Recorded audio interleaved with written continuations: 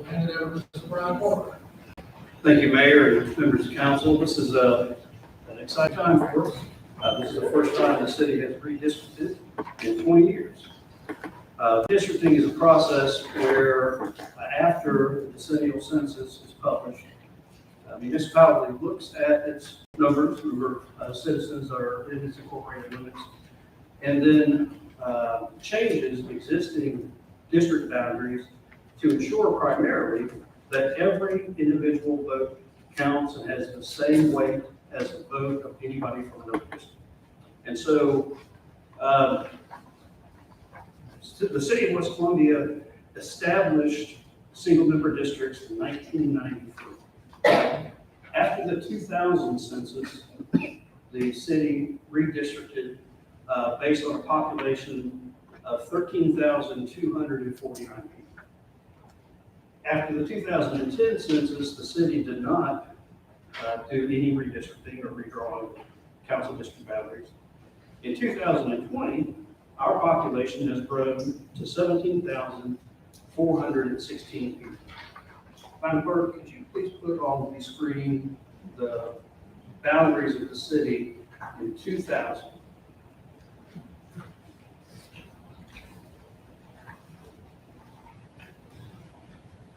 So what you are looking at is a map of West Columbia as of December 31st, 2000. Can you zoom out any more?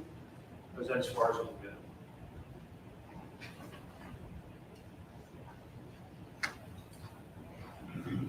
Thank you, Chris. Okay, can you put the current city boundary map? So this is a map of the current city limits for the city of West Columbia as of today.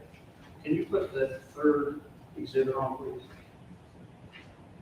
So what you see on this map shows you where the city has annexed property into its limits since 2000.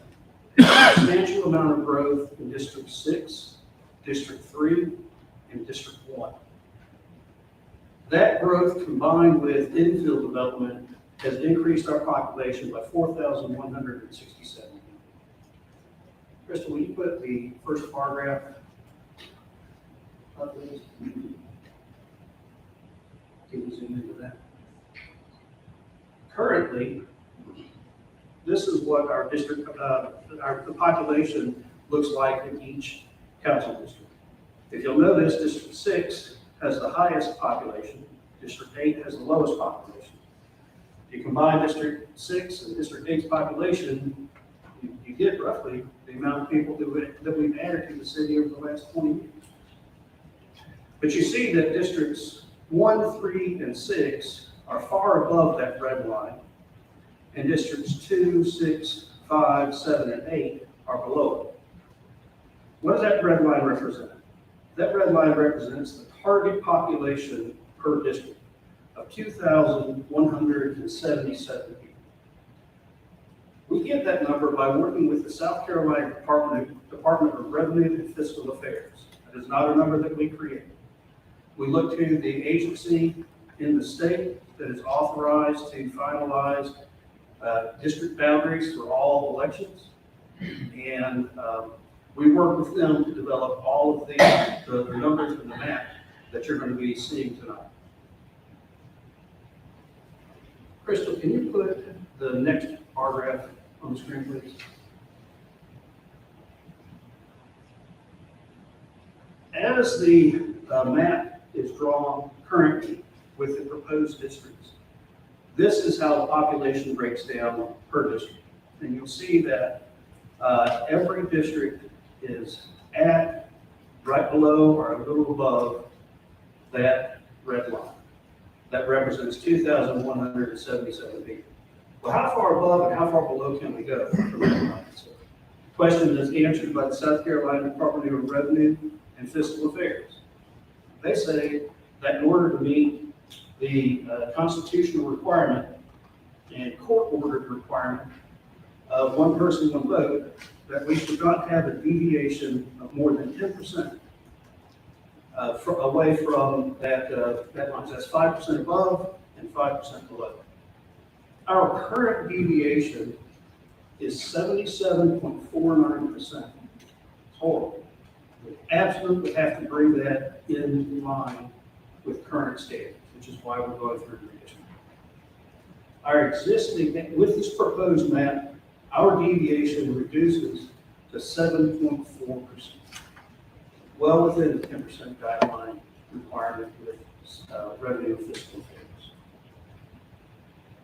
As we work with RFA, revenue and fiscal affairs, on this map, first we adhere to the court order constitutional requirement of one person, one vote, which we have achieved.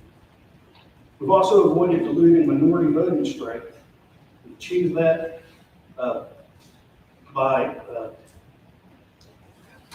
how the population that has grown has been dispersed through the districts. Crystal, can you put, or Joel, can you put the existing, or excuse me, the proposed district map on the screen? Our current districts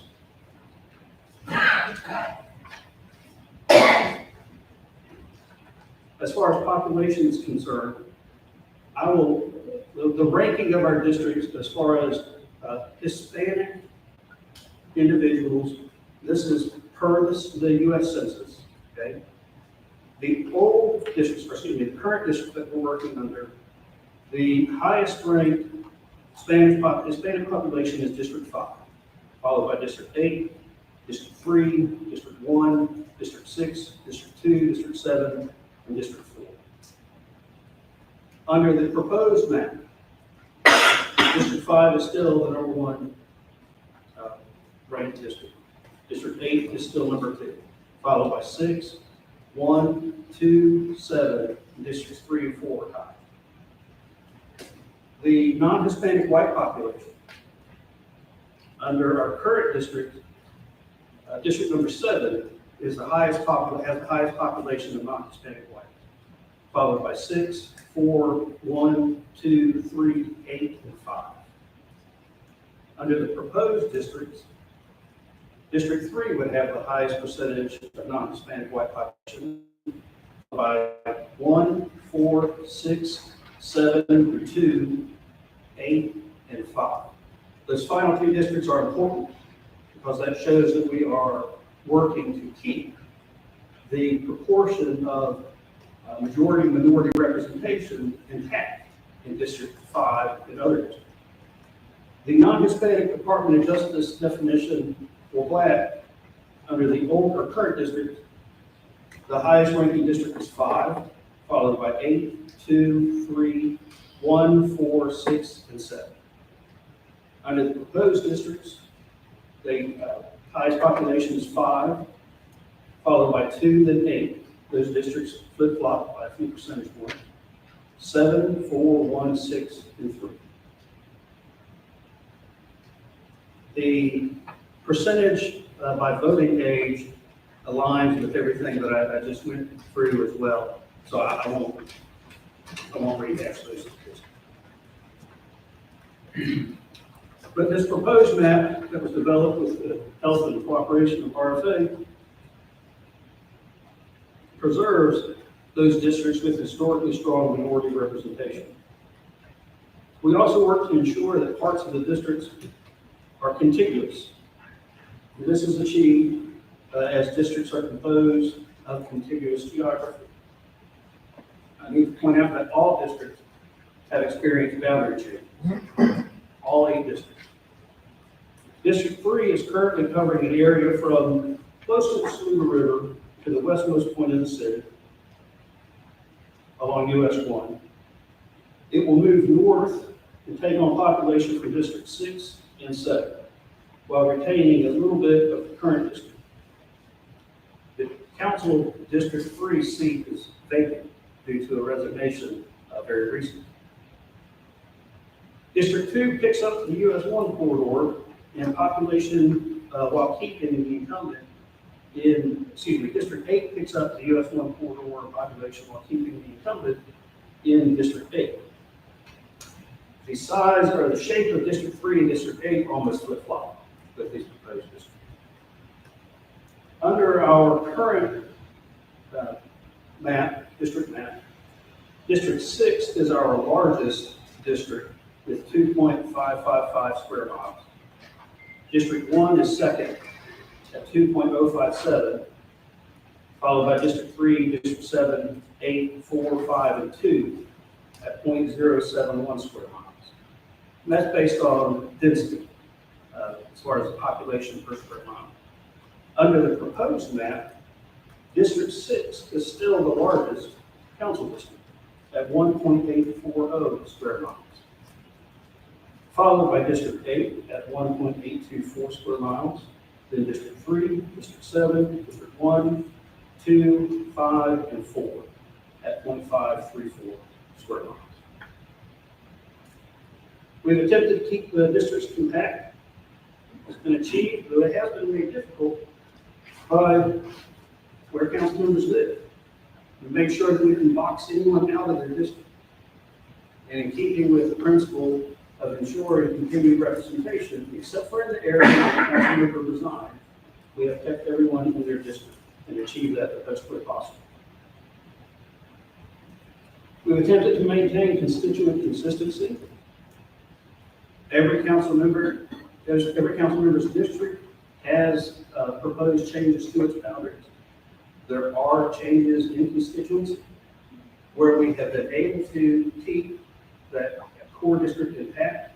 We have made every effort to do so. With the exception for District 3, which right now is currently not represented. But District 3, moving north, gives us the ability to successfully shift population throughout the other districts as well. All of these changes have been approved by the staff of Revenue and Fiscal Affairs. I appreciate the many, many weeks of work that our GIS staff has provided me, assistance provided me in developing the map. There were changes, of course, after Councilwoman Holland resigned her seat, because we need to, we want to be able to redistrict so that we can advertise for and fill that vacant council district seat with the new districts as quickly as possible. We're working with the Lexington County Election Commission to establish a timeline for that election. I don't have that timeline for you tonight. I've asked Sarah Sproul to be here this evening. She is an attorney that represents the city on many of our land development matters and other things. She drafted the ordinance to go along with this map that is in your packet tonight. She's here to answer any questions regarding the process as well. And Mr. Mayor, I believe that's all the information I have to present. I thank you. When we first started discussing your district at staff level, primary goal was to come up with something that is the elected office holders and people elected on their team to allow them an opportunity to continue to serve as communities. We do set a fair, equitable way for our community. Mr. Mayor, I appreciate that. We've had many iterations of this map that have been reviewed by staff and as well as Revenue and Fiscal Affairs. It is not an easy task, but it's one that was absolutely necessary, and I appreciate having the opportunity to work on it with my staff as well as the Fallback. Anyone would like to come up and speak, I would ask you to please list your name and your address before you press the button. Could you turn the microphone up? I can't be terrified here. Respond again, what you said. That's what you said, Madam Chair. Okay, thank you. Is that even?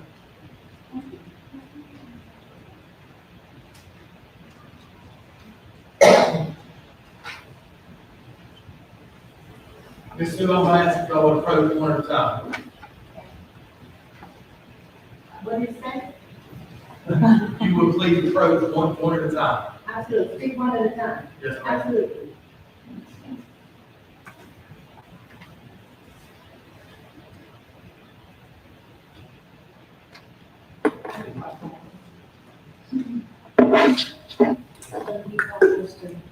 Go one at a time. Yes, ma'am. Okay, I have a petition, and I'd like to get this down.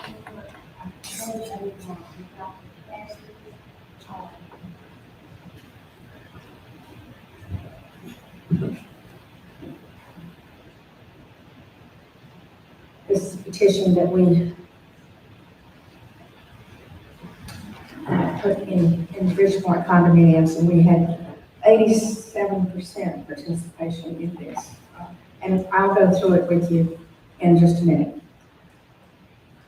I want to thank you for allowing me to speak at this public hearing. I'm Rebecca Richardson. Some people call me Becky Richardson. And I live in District 8, David Moyes District, in Bridgeport condominiums. And having served on the Fort Mill City Council for a number of years and the South Carolina House of Representatives for too many years, I know a little something about redistricting, and I'm familiar with the process. That being said, I'm very concerned with the lack of community involvement that has gone on or occurred thus far with this plan. Obviously, this public hearing is the only input that the community is going to be allowed to speak. I mean, this is it for their constituents. As far as I can see, and reading the papers and where else, you haven't asked for any public input.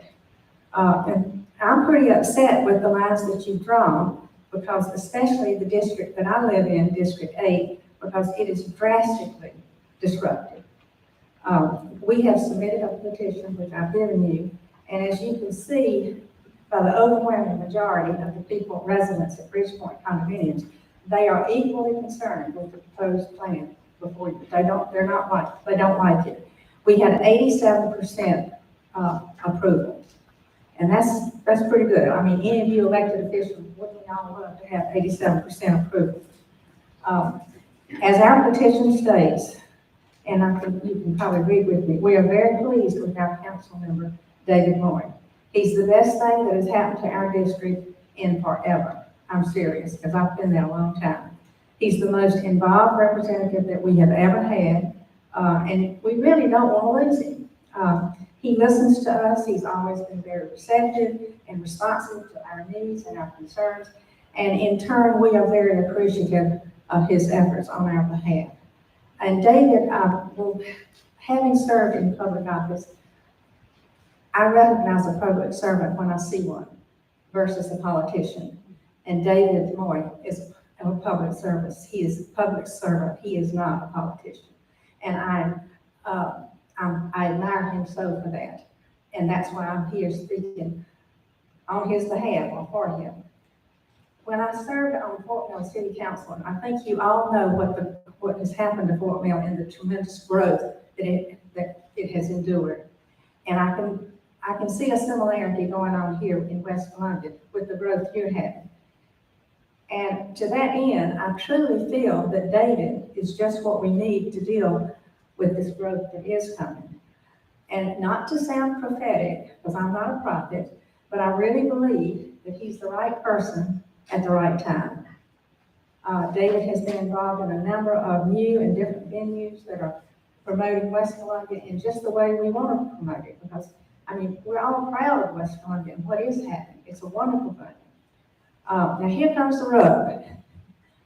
The plan that you are proposing places another council member in our district. And although Mr. Dickey is a great guy and with a wonderful personality, I think we can all agree on that, we will have to disagree with we're not impressed with his voting record.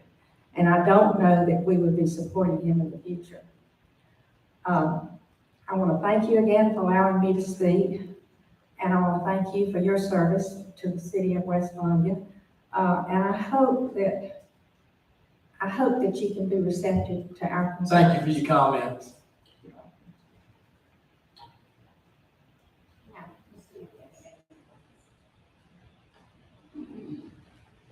Good Good to see you, Miss Sue. Good afternoon. My name is Sue Taylor, and I'm a resident of 100 Sunset Boulevard, and I've been there for almost 15 years. Apartment 803, that's important. Like the telephone, 803, I want your number. Now, let me tell you why I'm here. I'm going to cut to the chase.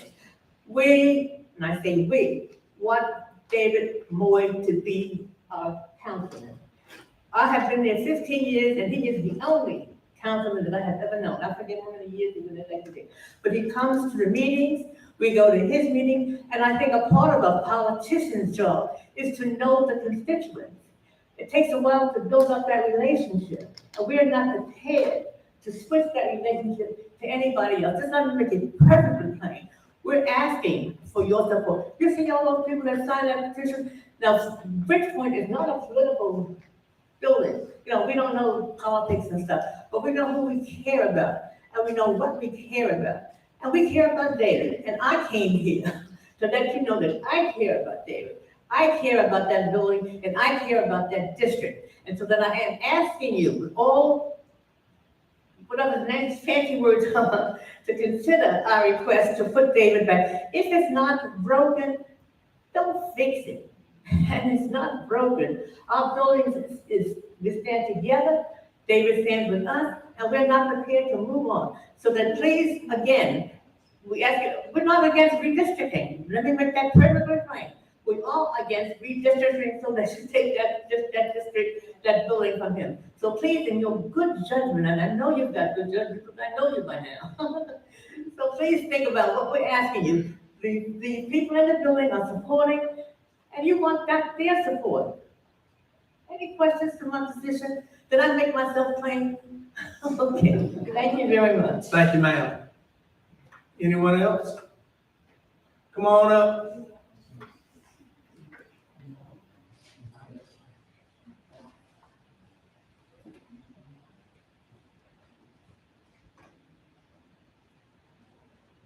DA, if you would just sign in before you start.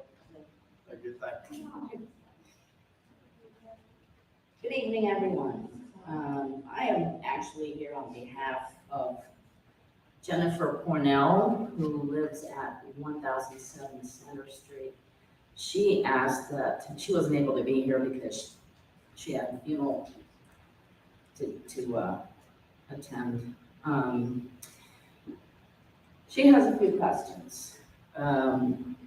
Question, and I also will have a couple comments if you will allow me afterwards, but one of the questions that she would like to ask is how does this current rezoning proposal map against other census data, homeowner population, age, ethnicity, and income demographics?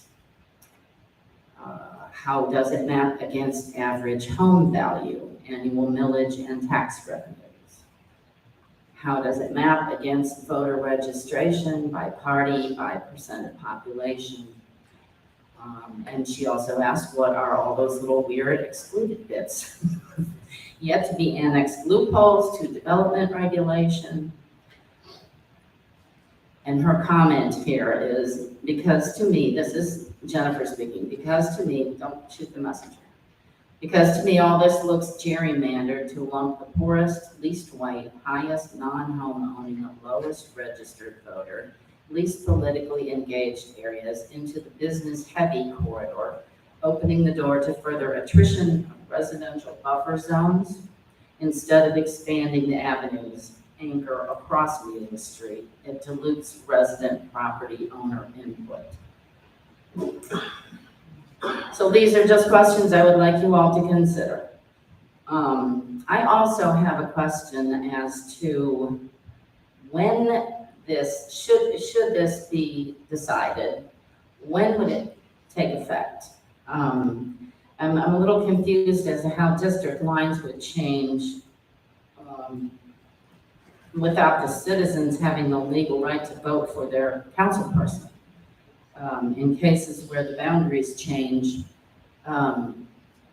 it seems to me the constituents should have some say in who their council person is. So those are my questions, and I thank you for listening, and I hope you take this into consideration. If any of you have any answers to any of this, please feel free. Thank you. Anyone else?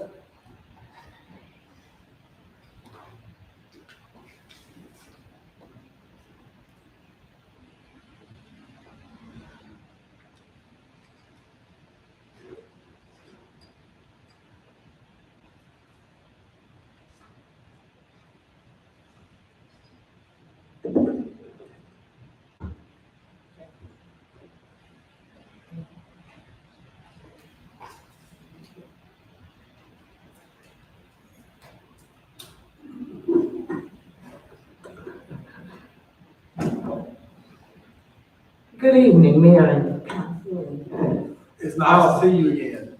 All you great citizens out there, West Columbia.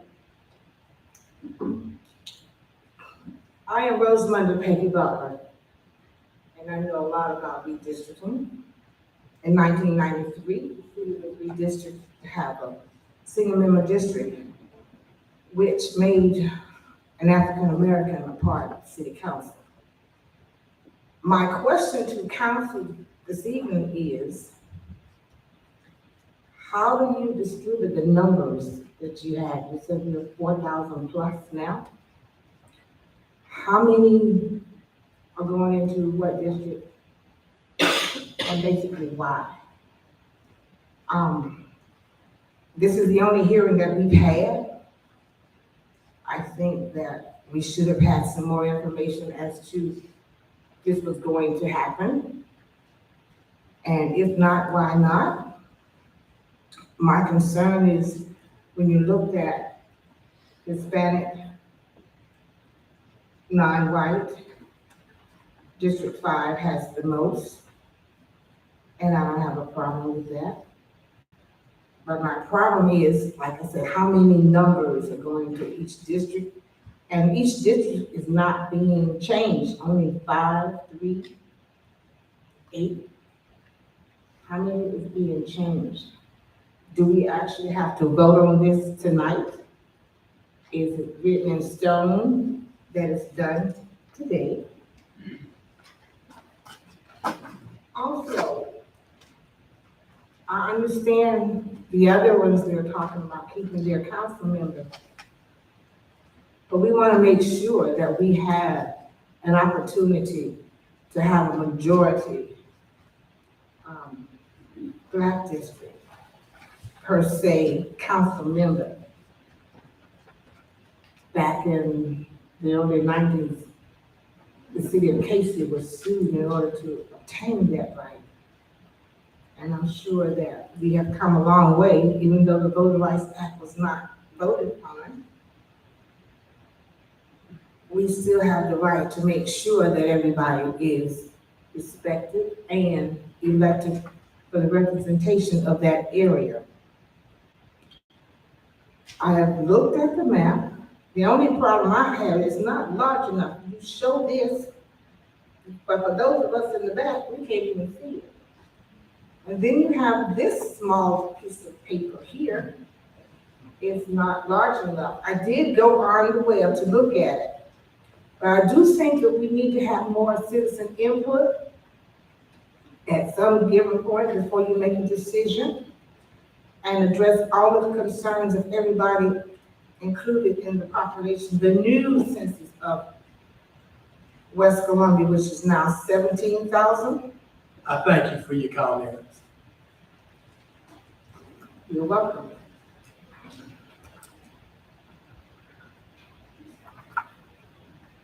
And thank you for your service to this city when you were up here.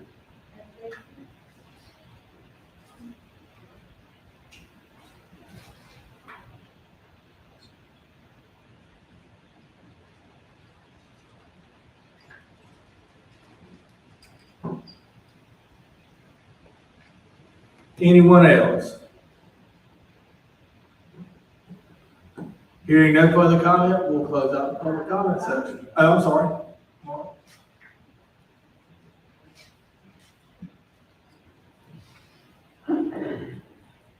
If you would, if you haven't already signed in, please sign in before you start.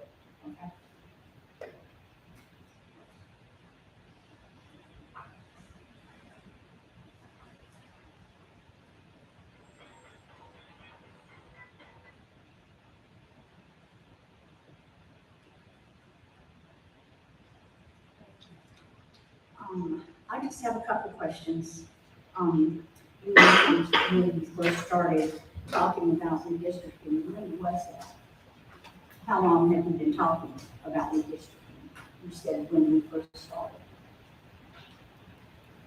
I'll be happy to answer questions whenever we take it up as the city council.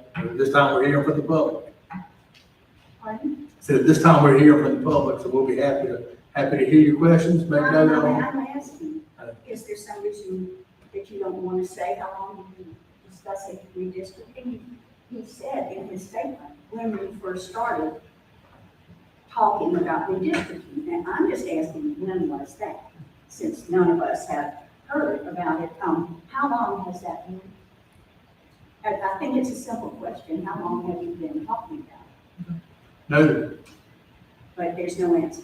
I mean, this is public comments, we're happy to hear from you. Okay, so you don't want to answer any questions. I'll be happy to answer whenever council takes it up. Okay, how about when is the next election? Can you enlighten me on that? When is the next city council election? Or I can't answer, I can't ask that either. You can ask anything you like, but we're not going to provide you with an answer. Okay, so you don't want to answer when the next election is? Ma'am, did you watch every other speaker get up and ask questions that went unanswered? Okay, this just seems too simple. The other thing I had to comment on was, I can't see any reason not to wait for the next election to redistrict so that we can all vote for the people we want, not the people that they give us. We want the people we vote for. I know who I voted for, and he has served us well. I can tick off the times I have called and the things that he has done. And I don't think I ought to be forced to have a councilman that I didn't vote for, when all we have to do is wait for just a few months. And I don't know how long, obviously, I don't know how long we've been talking about it, but I do know that I think constituent service should come first, and I have no idea what this new person, and I don't even know who it is, what this new person is going to do. I didn't vote for him. I voted for this man, and he has not disappointed me in one minute. And I do think, and I don't know how many of you are here about this, but there has just not been enough time, as the previous lady said. It's like you're just trying to run something over on us, and that's a comment. I don't have to have an answer, because I think everybody here feels the same way. Please just wait for the next election so I can vote on my council. I don't think that's too much. Yes. Thank you, ma'am. Thank you. Anyone else? All right, we'll close the public comment.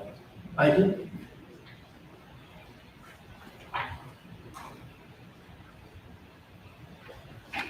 This time we'll call the special council meeting to order. Does appear we have a quorum present. If you would, please join me in saying the invocation. Dear Lord, thank you for joining us all here together tonight to do the people's business. Please keep your hand upon us and guide us as we go forward. Amen. Please join me in saying the Pledge of Allegiance. To the flag of the United States of America, and to the republic for which it stands, one nation, under God, indivisible, with liberty and justice for all.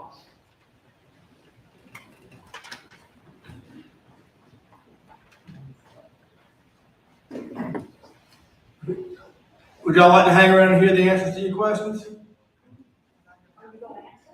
I told you we would.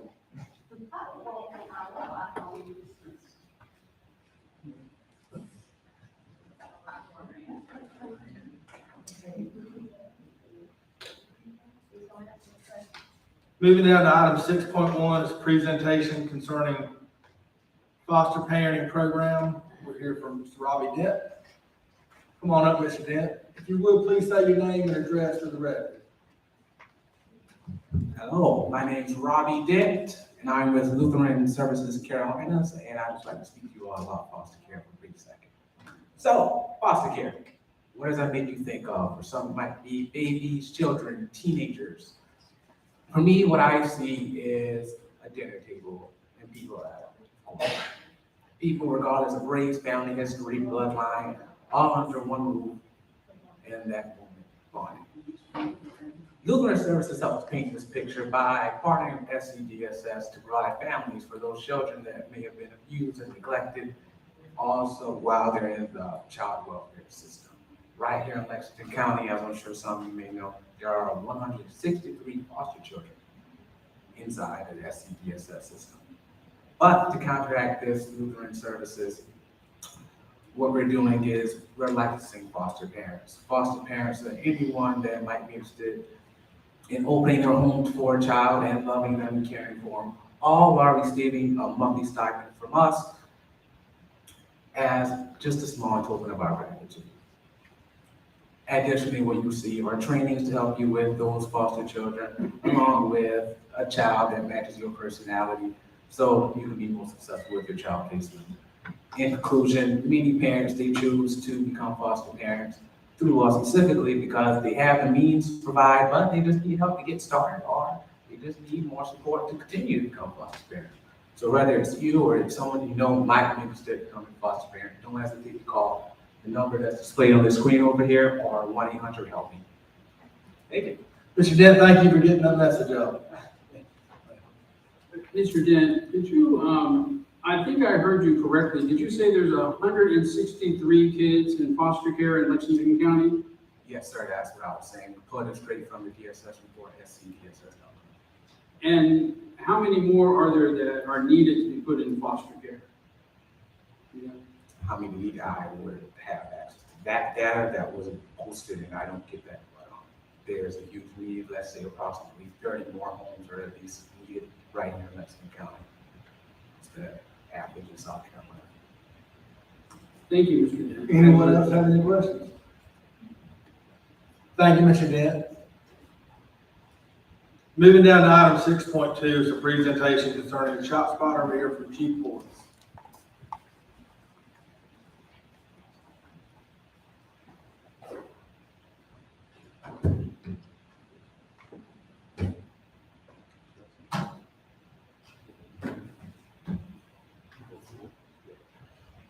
Good evening, Mr. Mayor, Council.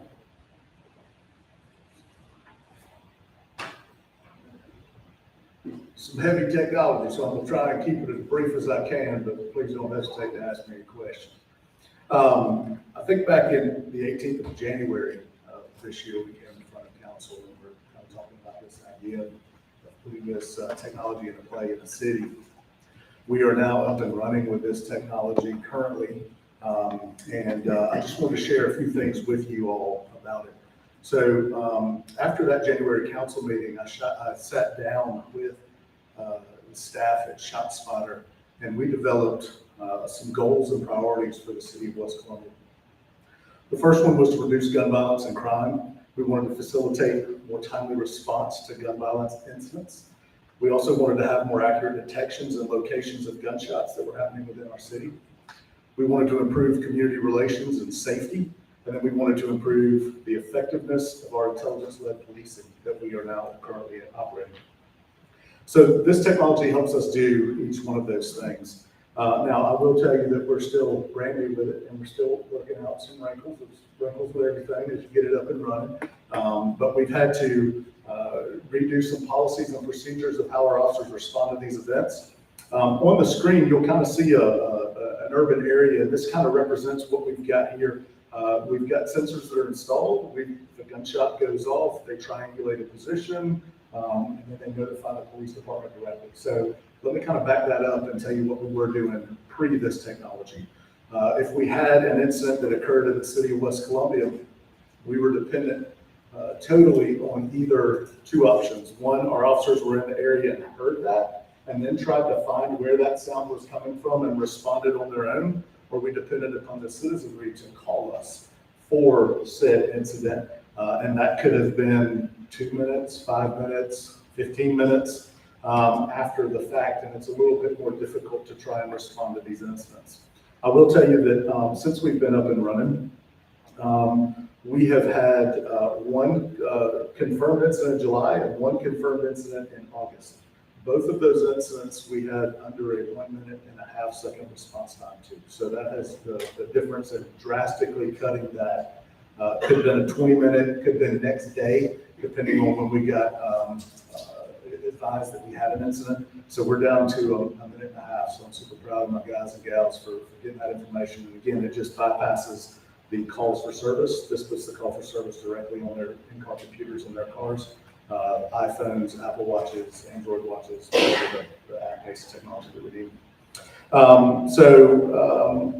That kind of showcases a little bit about what we were doing, and then if I can move it. This is just kind of an example of what the officer, you're seeing this is not an incident that occurred in our city. This is a made up place and location. Those two incidents I should have said are still under investigation, so I don't want to take any questions on those per se, because we're still looking into those. But this is kind of how the officer sees that as it comes through their dashboard or their computer or their cars. So you'll see that yellow circle with a 7 in it. That indicates that there were 7 rounds that were fired somewhere in that circle. We have found that it to be pretty accurate on when it shows up, but ShotSpotter guarantees us about an 82-foot kind of accuracy there. So my officers respond to that, and then they can pull up the audio recording there. You can listen to the actual shots. That's good for officer intelligence on responding to that scene. We can go into Google Street View directly from this program if we're unfamiliar, I guess, with a part of town. Most of my guys and gals, we're small enough to be very well familiar with every part of our town. So, but bigger cities that this program has, you've got that access to Google Street View, which you can zoom in and see where you're headed. And then it'll show you who has acknowledged those reports, when those times were acknowledged. And so that's kind of giving you an overview of this system and how we're moving into the future with how we're policing and using some of the technology today. Thank you. Any questions? What areas of the town are we using this in now? It's a great question, sir. It's a little, I was hoping somebody was going to ask me that. I've been trying to figure out the best way to advise you. We have a polygon of 1 square mile. It's a little bit difficult to accurately tell you exactly where that is, but we cover a little bit of Triangle City. We go up to Platte Springs and the upper avenues. We're down to about 9th Street and the 900 block of the avenues on the lower end. And then we go over to Sunset Boulevard. I think we pick up the apartments there by Brooklyn Baptist and all that way. So we kind of run this weird, funky looking square that encompasses most of the center of our city, I guess. To supplement that, would you tell us a little bit about the methodology y'all used to identify that area? Yes, so we used the last 3, when we sat down with ShotSpotter, we used the last, I think 3 to 4 years of gun violence data that we had on file at West Columbia. And that was really not us picking like, I think it belongs here, or I think it belongs here. That gives us the best cost effectiveness to put the area where we need it the most in our city. So where that polygon is right now was 3 to 4 years of gun violence data that we had in our past. We analyzed it, ShotSpotter analysts analyzed our gun violence data, and then we came up collaboratively together with that polygon to make it work best for us. Thank you. Anyone else? Is it something that we can expand over time? We're looking maybe one day get it for the whole city, or is that something that is hard to do with all the donut holes, or what's our thoughts on that? Sir, I think it absolutely is expandable, obviously. It becomes is the juice worth the squeeze if you're looking to cover the entire city. We've got some areas of our city that do not experience our data shows do not experience the same frequency as other levels of our city. So to answer your question, yes, and then maybe not in the long term of encompassing totally. Thank you. Yes, sir. Anyone else? Chief, I know you're not going to comment on those 2 that we've done, but I mean, what is your opinion of this so far? And how long has it been active? Roughly July 27th is when we went live with this system. So, a little less than a month now that we've had it. The initial impressions, I ran some first quarter and second quarter data of this year of how many shots heard cases we were going to. I think the first half of the year, we responded to 55 incidents of shots heard, okay?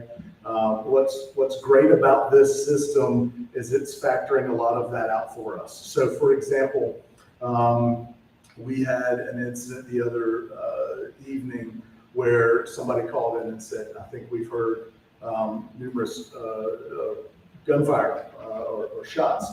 And we did not get an alert on our system. We were able to go into an analyst portal that we have access to and actually see what ShotSpotter system classified those incidents as, and they were fireworks. So that lets us know what we're moving into. We can now head to that house, make contact with those owners, advise them of our ordinance on fireworks. But it's not something that don't have the accuracy anymore of just saying, well, those 55 incidents said shots heard. We don't know whether they were actually gunshots, fireworks, a pallet falling off the truck, a car backfiring. This system enables that technology and filters all of that stuff out for us. Hey, when we first started talking about this system a couple of years ago, one of the things that came up was the proverbial question that gets asked, was that a gunshot or a firework? You see it all over social media all the time. And I would ask, I know that there are certain times that y'all have heavier staff and times you have lighter staff, depending on the time of the day. But when there are gunshots, or what are reported as gunshots, and it's determined that it's not a gunshot, I know that y'all monitor social media, and I think it would be worthwhile if you determine that a reported gunshot is not a gunshot, to put out on social media, we got a report of a gunshot. It's not a gunshot, believed to be something else. Just so the public knows that, hey, we reported this. And I don't mean the person who called, because y'all follow up with that person, but their friends and neighbors who are around there. I don't want them getting their perception that West Columbia doesn't respond to reported gunshots, because we're making a determination that they may otherwise not be aware of. And Mr. Mayor, just to echo off of your point that you're making, when we respond to an area that has an active gunfire incident, we also have door hangers. So we will be going door to door, hanging tags on people's houses so that they know the West Columbia Police Department responded. We've got contact information on those door hangers, or you can submit a tip through Crime Stoppers and go that route as well. So we wanted to make sure that we involve the community with it as much as we could. Thank you. Yes, sir. Anyone else? Thank you. Thank you. Moving down to item 6.3 is the presentation concerning Fallback Fest 2022. We'll hear from Ms. Kelly Reichert.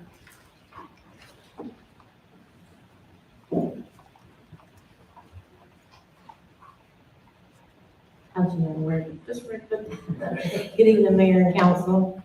I wanted to thank you all for supporting our events. On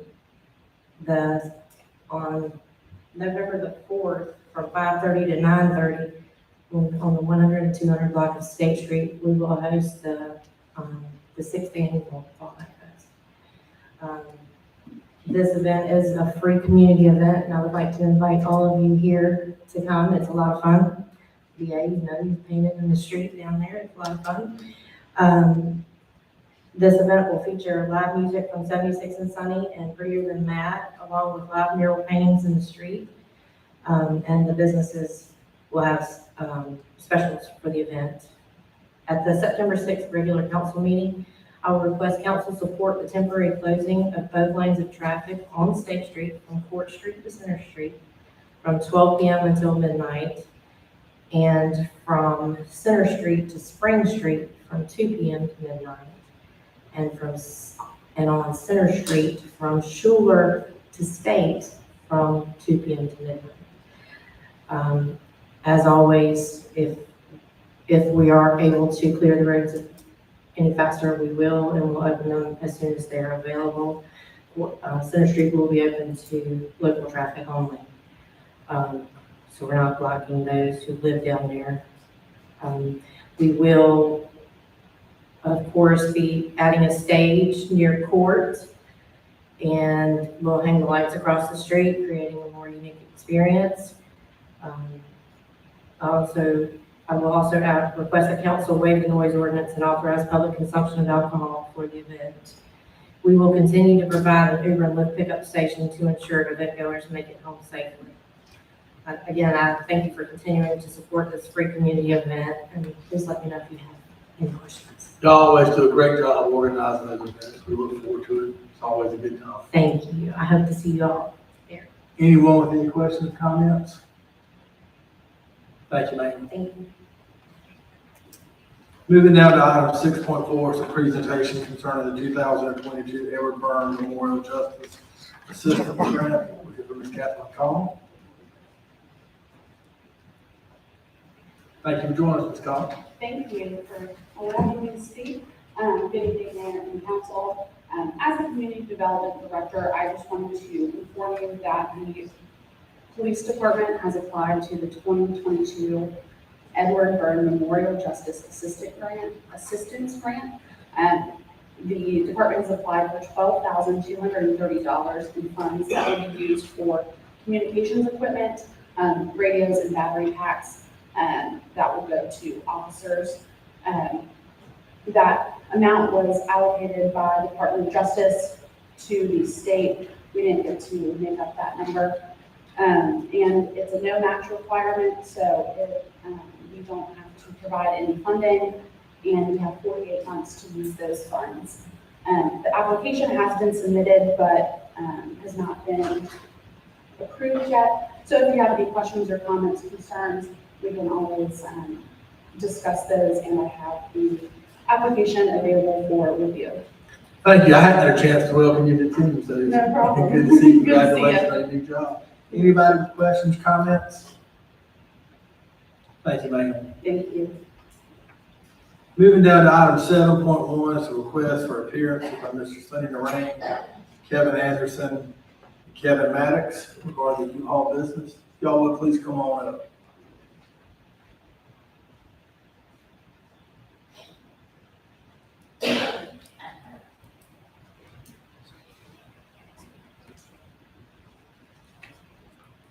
Sonny, good to see you. Hey, you too. How y'all doing?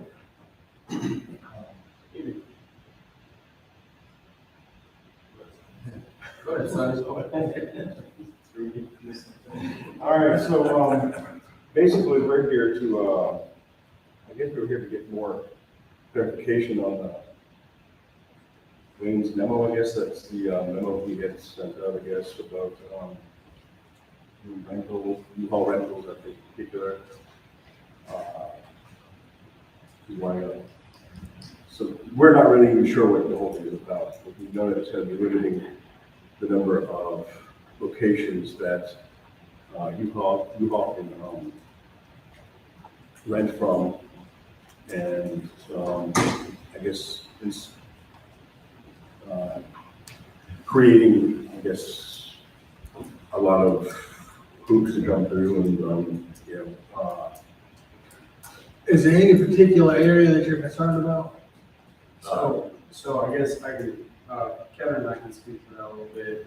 Over the past couple of weeks, my name is Kevin Anderson. I'm the marketing company president for South Carolina and U-Haul. Kevin Maddox is my area field manager over the West Columbia, Casey, and essentially Lexington County. And over the past several weeks, we've received essentially a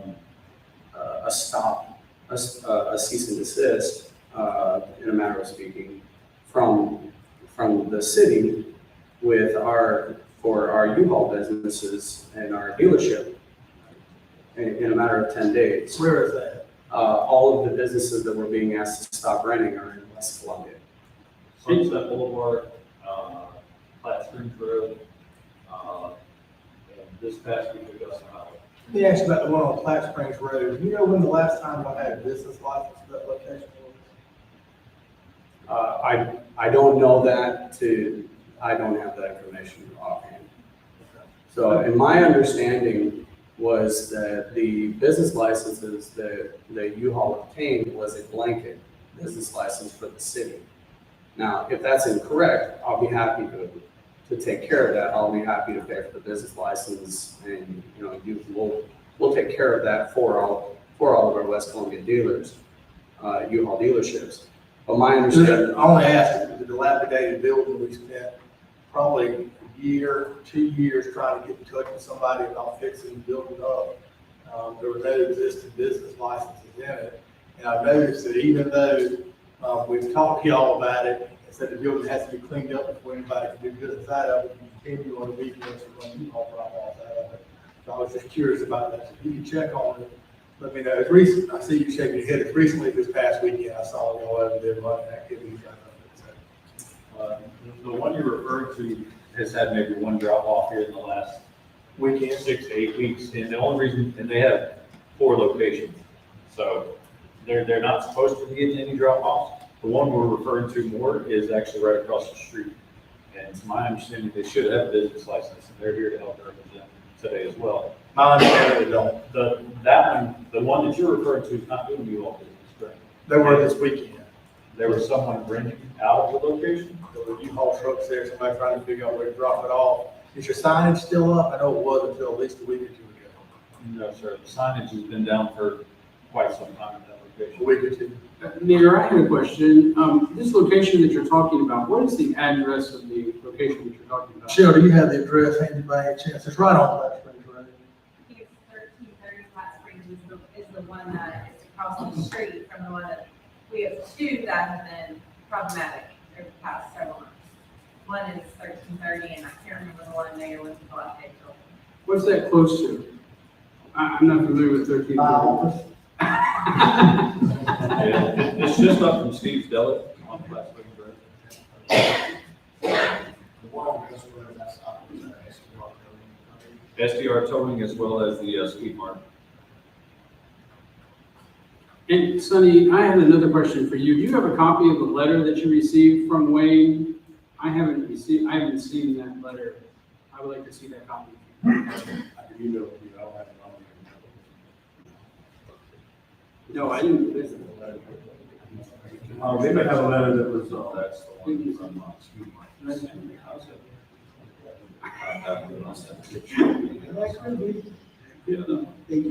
Thank you, Councilman Goodell, for that correction.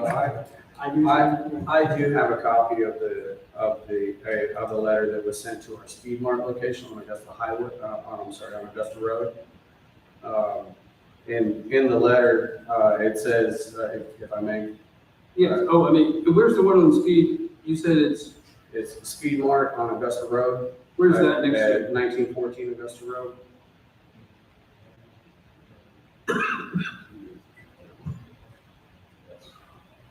About half a mile north of Chick-fil-A in West Columbia. Is there anything to stop y'all from handling all of them at the large U-Haul center on Charleston Highway? Well, the convenience that having locations spread out through the town and through the city, the convenience that the U-Haul dealerships provide to our customers is immeasurable. Our intention through our U-Haul dealerships is to reduce personal vehicle miles traveled and help with, a lot of people actually believe that when you have U-Haul in a community, you're inviting a large truck. And what actually happens is personal vehicle miles traveled reduces. You've got semi-trucks, large trucks, what you would typically think of as a large truck. That type of traffic reduces, and for our customer, it saves them money. So we intentionally try to make it more convenient for our customers to rent throughout, closer to their neighborhoods, while still being able to provide them our storage and our rentals through a corporate storage wall. You mind walking me through your business model as far as the way that activity at Speedway would work out? So somebody has a U-Haul, they want to drop off because they're moving from South Dakota or wherever they come from, and they look up, they find a place to drop it off in the West Columbia area, and they go to Speedway and they drop it off. Is that correct? Well, the way it essentially works is we ask the customer when they rent the truck in North Dakota or wherever else they're going to rent, Arkansas, wherever. We ask the customer the address that they're moving to. And when they rent that truck, at that point, our system generates the 3 to 5 locations that are the closest to their address that are accepting drop-offs at that time. That way, when the intention is on the back end, on the receiving area, we don't have to have the customers driving 30, 40, 50 miles out of their way like our competitors do. I mean, some of y'all may not realize that a lot of our competitors, they don't have locations. You know, they like to advertise their unlimited miles and all these fancy words, but at the end of the day, they have to offer those unlimited miles because you may have to drive 100 miles out of your way to drop the truck off. And that's why we have our dealers, that the intention is to get the customer as close to their neighborhood as we possibly can. So the next step in that process, so the U-Haul, I assume these are trailers or they trucks sometimes? Trucks, trailers. Okay, so just for convenience, let's say a U-Haul truck. A U-Haul truck gets dropped off at Speedway. What is the next step in that business process? The location then receives the checks in the truck as quickly as possible, and then we do everything we can to get it rented to another community or town member, city member, and dispatch it out. And is that dispatched out from the Speedway location, or is that dispatched out from the main Speedway location? Okay. All right, so these are full service deals, there's drop off and pick up. Yes, sir. The location receives permission to. Right. Finance Right. local businesses as well. Well, as well as they're gonna go into their already existing business, and that's kind of the whole purpose of U-Haul, is to help build the business that they've already established. In the last 4 weeks, the 8 locations that I've got, they've done 108 transactions. And that's not including the 2 company-owned stores in West Columbia. So think about the stuff they're going into convenience stores and buying, and the storage locations. The small guys, that's who we're here to support. I think the bigger issue, I just read Wayne's letter that he sent to you, Sonny. I think the bigger issue here is just having a proper business license. Well, and that's another issue, is that I wasn't aware that there was actually a difference between a rental license and a retail license. I think that's where it solves the problem, is that there is, just different business codes. And A different job, a different code, I guess, is what, if I'm saying that right, Wayne, it's a different code is filed under a different place and some things like that. So I think that solves the problem. I would ask this one question. I know it's probably not the city of West Columbia, it may be, but it's seen by a lot of people coming out. Are y'all going to do anything to clean up this other location out here? Well, it's interesting you bring that up, because our intention is to reface the building and rent it. As I drove by it on my way here, what I noticed is that the restaurant across the street from us is, their customer base is flooding our parking lot. Not the one out here on Chris, right off of I-26, they're not. The Knox Abbott location? No, I'm talking about the one out here off of I-26 and, Orchard. Yeah, that's what I'm. Orchard, our old building that was on Augusta.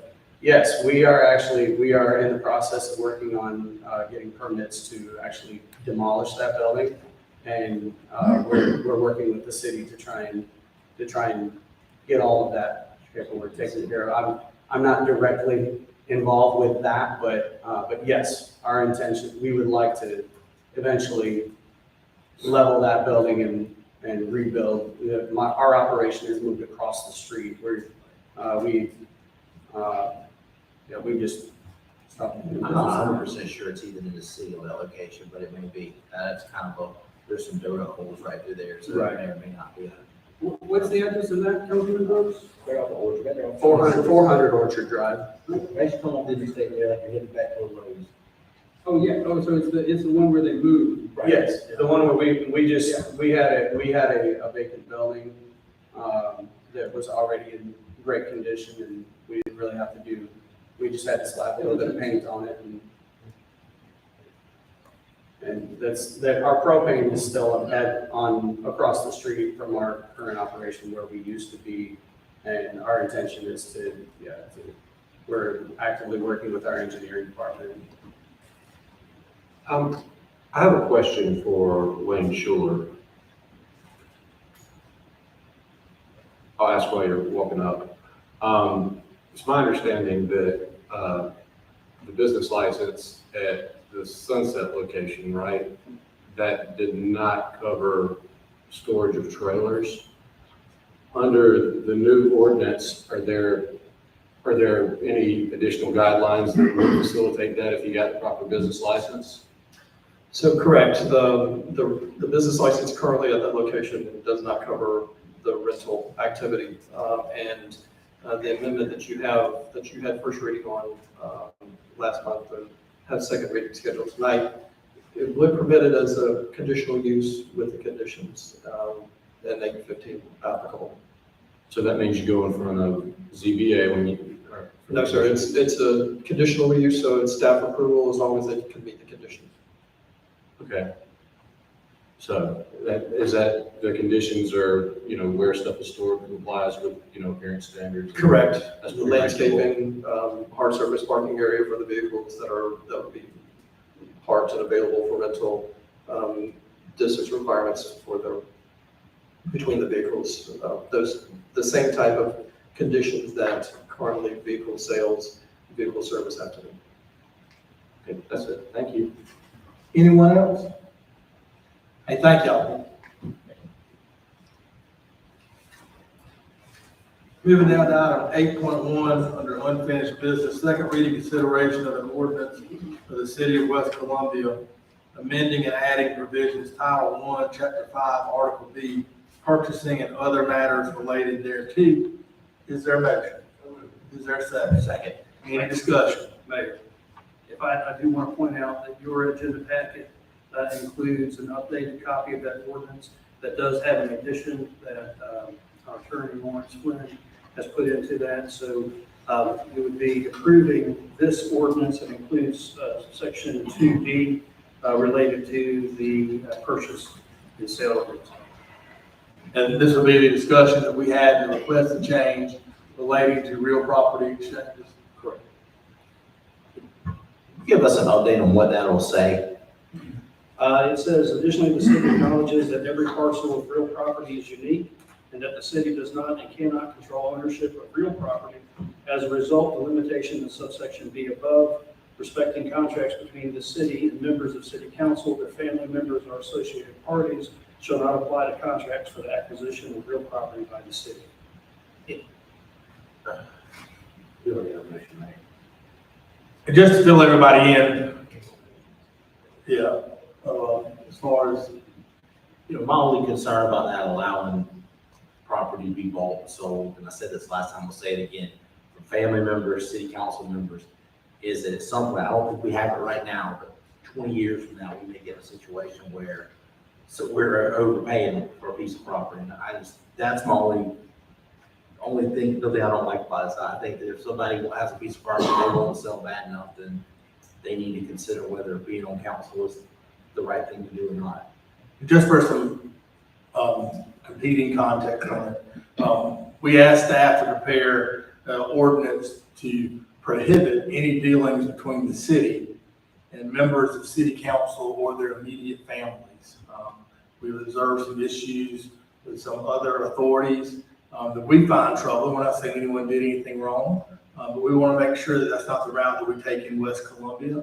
And as we entered into the discussions, we are currently under the development of a dog park that will be publicly accessible to everyone in West Columbia. It's right off of Highway 1. It's under construction currently. Well, that property was donated to the city by the family of a council member. And if we had gone through with the ordinance as it was originally written, it would prohibit the city from taking property from council members of their family or disposing of property to them. And because of the uniqueness of real property, we requested that an exception be put in solely for real property exchanges. Don't know if council will adopt it or not, but that's what the background on this issue is. Any other discussion? Mayor, correct me if I'm wrong, but every property that we buy or sell that the city government or the state government or the county government buys from any council member has to be disclosed in our statement of economic interest form. Is that not correct? It does, and it has to be done at the public meeting. And I do think if something like that happens, the council person has to, or is required to recuse themselves from that. Absolutely. So. Yep. Any other comments? Hearing none, we'll move for a vote. If you're in favor, please raise your hand. Thank you. Moving down to item 8.2, second reading consideration of the Planning Commission's recommendation for a text amendment to the City of West Columbia zoning ordinance regarding night Watchman residences. Mr. Schuler, is there a motion while he's coming up? So moved. Is there a second? Second. Any discussion?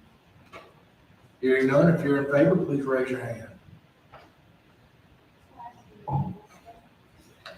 Moving down to item 8.3, second reading consideration of the Planning Commission's recommendation for a text amendment to the City of West Columbia zoning ordinance regarding sport and recreation instruction. Is there a motion? Is there a second? Second. Any discussion? Hearing none, if you're in favor, please raise your hand. Moving down to item 8.4, second reading consideration of the Planning Commission's recommendation for a text amendment to the City of West Columbia zoning ordinance regarding light manufacturing, production, and industrial services. Is there a motion? Is there a second? Any discussion? Hearing none, if you're in favor, please raise your hand. Moving down to item 8.5, second reading consideration of the Planning Commission's recommendation for a text amendment to the City of West Columbia zoning ordinances regarding rental and leasing services. Is there a motion? So moved. Is there a second? Second. Any discussion? Mayor, I would like to discuss this some. I'm a little confused with the U-Haul rentals and what that is entailing. Are you stating, Wayne, that those are separate businesses and cannot be operated from the one business? Is that what your assumption is? So, correct. So the rental and leasing activity on the parcel is not part of the retail business license. So it would be a separate activity. It would need to have a separate business license. I'm not in the business license department. The purpose of this is when that use comes onto the property, though, the use would have to comply with, under this proposal, with the conditions of 815. We're setting aside the business license question. It's still a separate use of a separate activity and would have to comply with the standards as proposed, and in addition to whatever other uses are on the property. I do think if we don't have a business license category that catches the types of business that do this, and they can otherwise get into compliance, it might streamline things if our business license ordinance did cover that, but I don't know, we can look into that. Mr. Mayor, our business license ordinance does cover that. This is purely a question of zoning regulations and zoning approval. Okay. So Wayne, if one of these businesses got a separate business license and then complied with 815D, whatever that is, then they would be able to operate both businesses? Correct. If a vehicle or automobile equipment leasing, as it's phrased in the ordinance, if it comes in and says we want to locate it at this particular piece of property, they apply for the business license. There's a separate conditional use permit that they receive as part of that business license process. If they meet those standards, comply with the standards that are required, then it would receive zoning approval for that business license. And briefly, what is the 815D requirement? So it's the same standards that for vehicle sales. So, and that covers making sure there is a 20-foot access lane around the building. It talks about that there cannot be a temporary structure. If there's no building previously on the property, it cannot be a temporary structure. There's minimum size requirements for that structure. The parking area where the vehicles are displayed has to be a hard surface parking area in compliance with the normal parking standard for commercial structure. There's spacing requirements on how far apart the vehicles have to be displayed, and there's also a landscaping requirement. So if the property does not meet our current landscaping standards, it has to be brought into compliance with those standards. I think I covered them all, but I'm not sure if I did cover them all. And those are the most significant ones dealing with vehicle leasing. If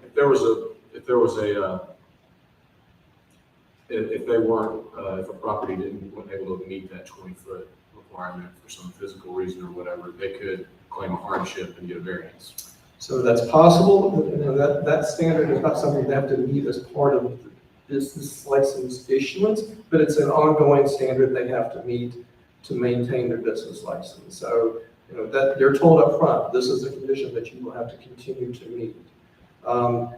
Typically, conditions cannot be granted a variance because it is a condition for that use. And so typically you cannot get a variance to override the condition because it is a requirement for the use. But let's say a property can get all the way into compliance, but they've got, a 15-foot access up to the back of the building.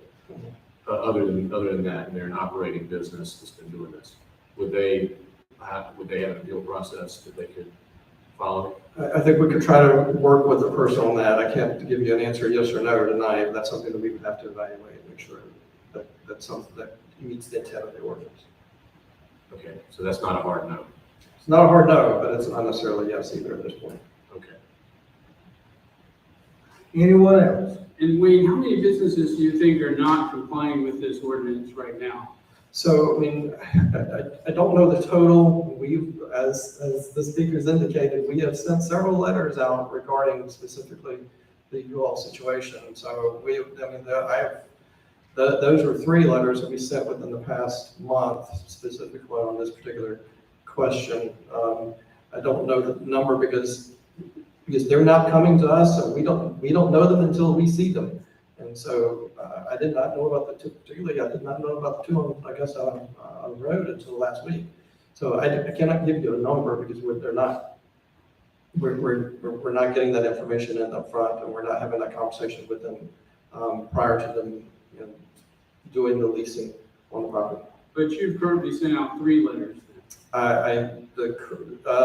Correct, and we've been dealing with others. They're like mentioned the one on Platte Springs Road, and there was another parcel on Platte Springs Road that we had dealt with that property owner for quite some time, and because it was not zoned for the use, and we had to work with them and talk with them several times to make sure that they would cease that operation. So this is not a new issue. This has been an ongoing issue. But again, within probably since the beginning of July, I have 3 letters out regarding it. Anyone else? Thank you. If you're in favor, please raise your hand.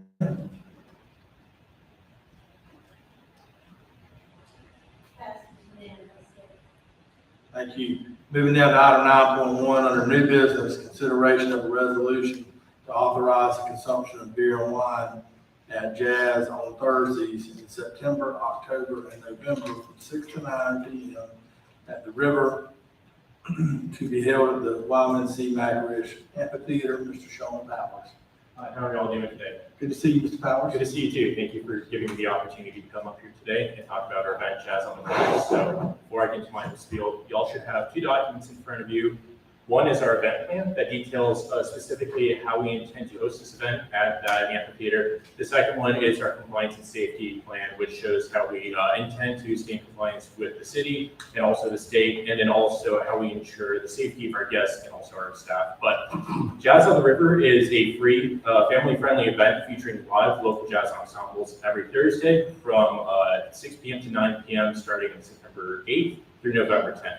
We'll also host a local fully compliant food truck and a fully compliant bartending service, willing for Middleton bartending, selling beer and wine.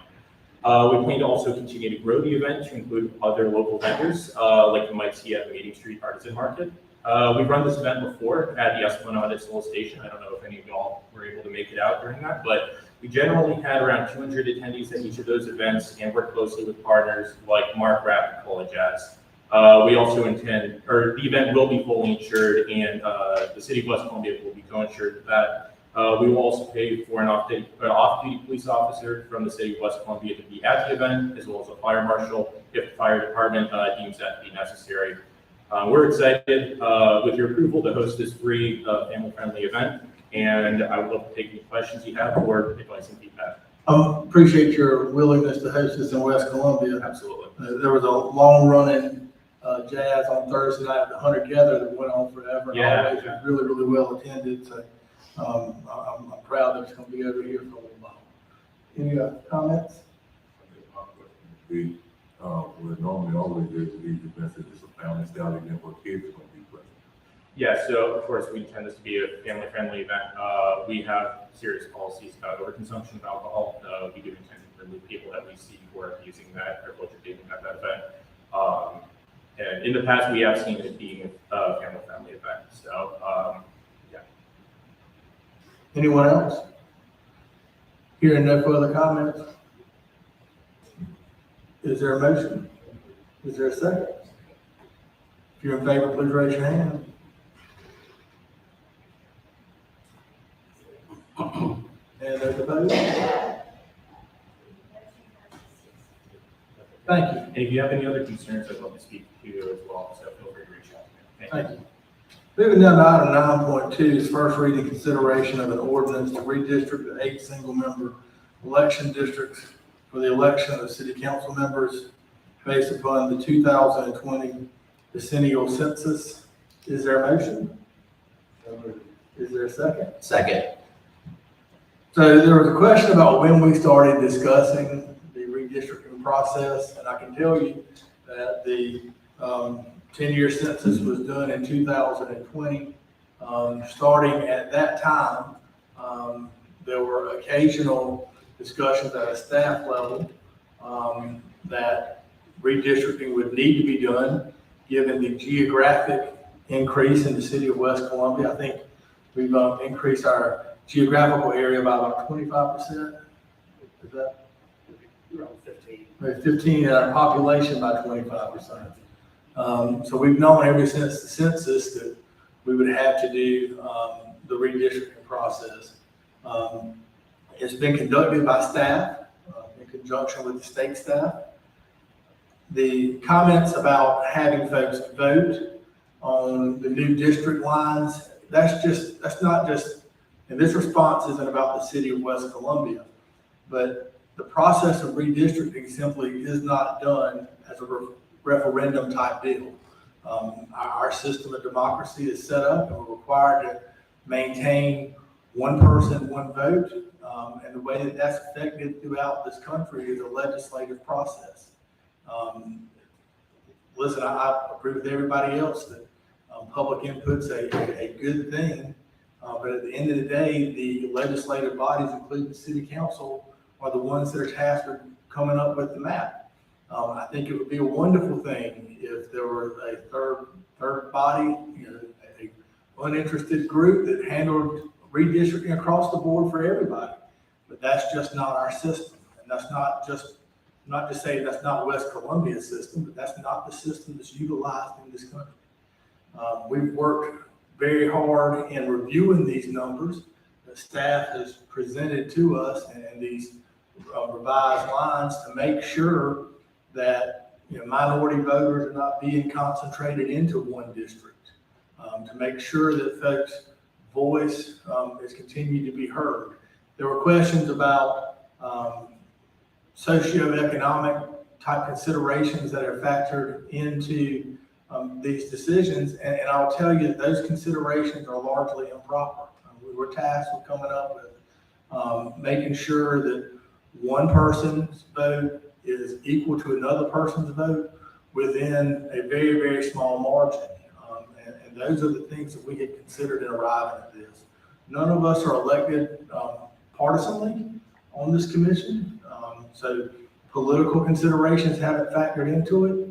It's simply been a matter of arriving at a fair and equitable way to ensure that one vote is the same across each end of our city. And I really think that's where we are.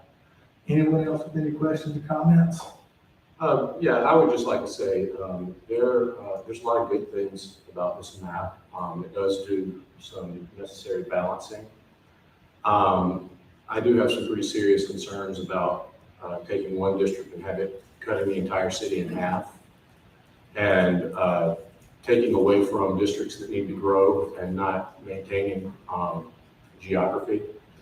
And that's troubling to me.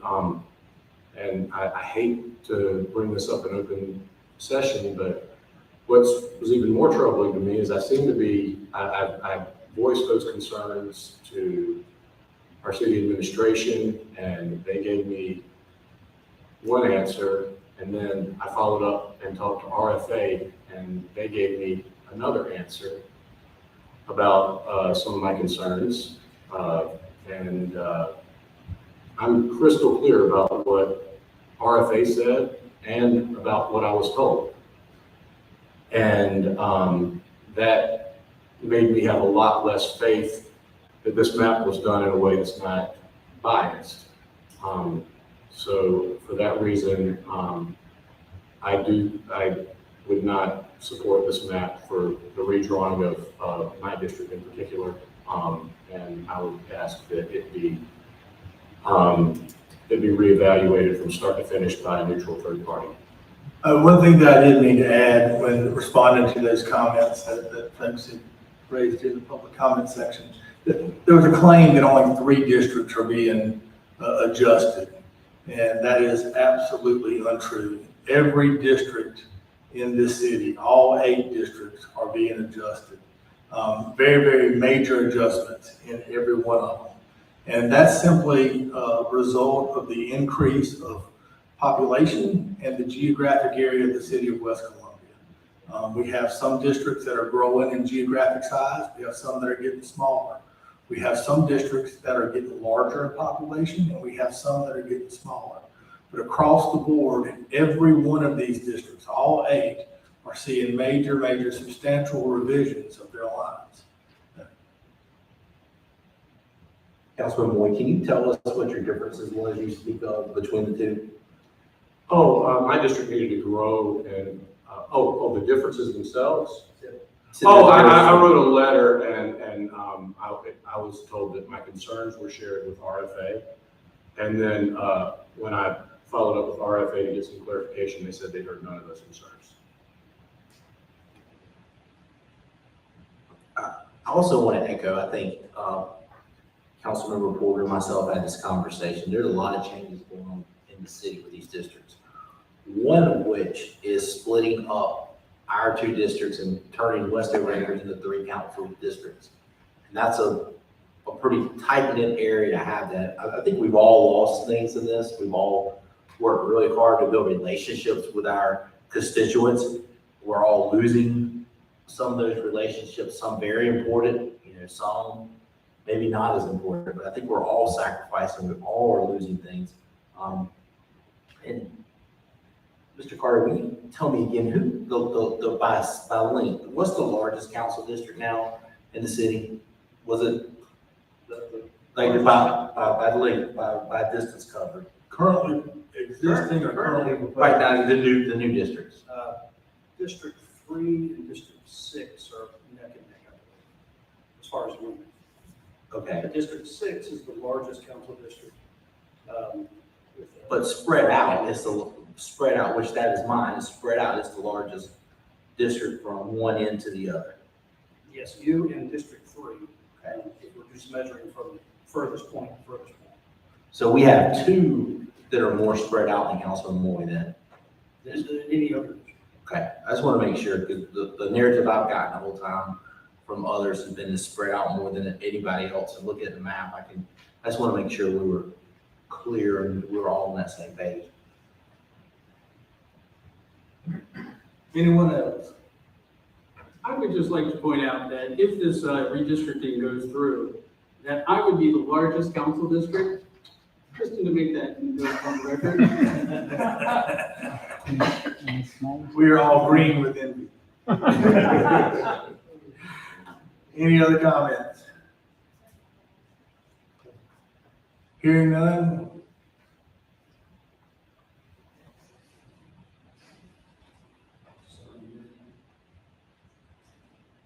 As far as when they go into effect?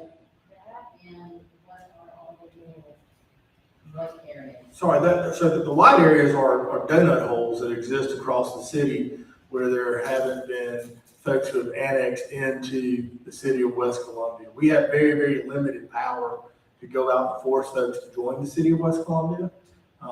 Cities across the state have worked for years to try to get the legislature to change that. We've got very, very little traction. If you'll think about, I'm sure you saw, I know how active you are on social media, but complaints about certain apartments and sewage, which were up to date. Those exist in areas that are unincorporated. They're not in the city of West Columbia, even though they have a West Columbia address. And what you end up with is you end up with areas that folks expect to have the same standards that are applied within the city to be applied in those areas because the address is the same and they're encompassed within the city. But the city has no power or control over those because they're not within the city's area. So we would like to close up those donut holes, but we don't have the power to do so in most cases. So that's unrelated to the redistricting. Mr. Carter, you can correct me if I'm wrong, but as far as the application of these lines, we drew these with the intention, staff drew them with the intention to protect the incumbents who have been elected by the people of the city. And as a result, the actual practical effect of this map won't go into effect until each one of those people come up and run for re-election. They'll be elected in by their newly drawn district. Is that correct, Mr. Carter? That is correct, but with the pointing out that District 3 will be the first district impacted by the map. The map themselves will go into effect immediately upon approval, but the impact of those maps or those districts won't be felt until elections. District 3's election will occur later this year, which is because we have that vacancy. It'll be a special election because the resignation of Councilmember Hall. November 23.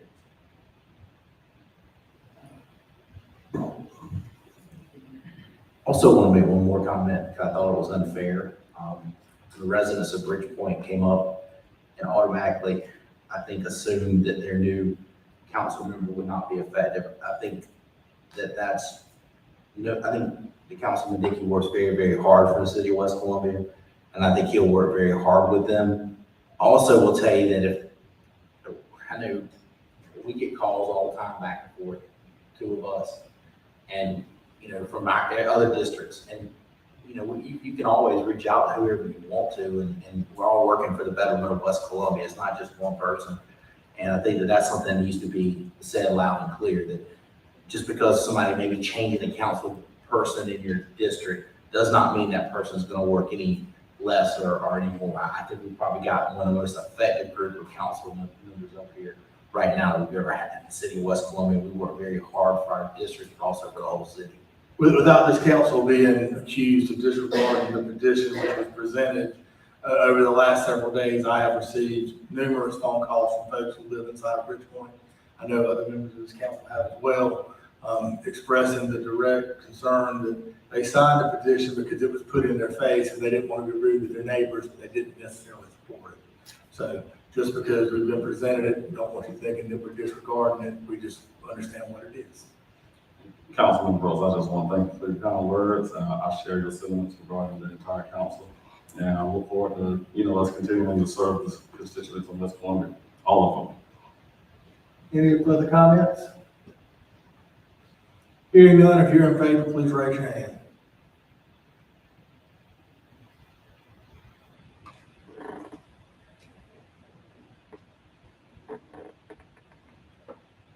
Those opposed? All right. In that case, we'll move a motion to adjourn. So moved. Any discussion? Hearing none, if you're in favor, please raise your hand.